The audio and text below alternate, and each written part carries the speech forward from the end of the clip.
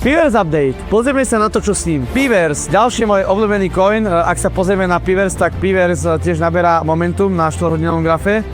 A vidíme, že RSI dodržiava RSI EMA.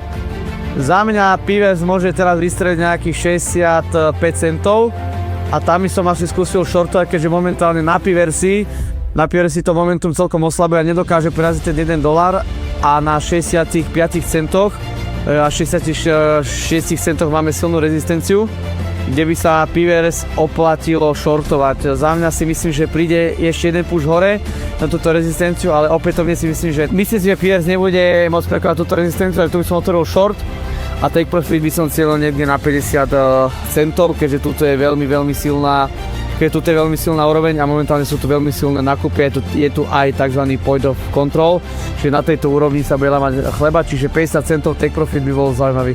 Čiže Pivers budem sledovať nejaký short setup, ale momentálne z tohto, čo vidím, si myslím, že môže vyletieť a ten dolár, či dá niekedy, neviem, ale momentálne si myslím, že príde skôr short setup ako long setup.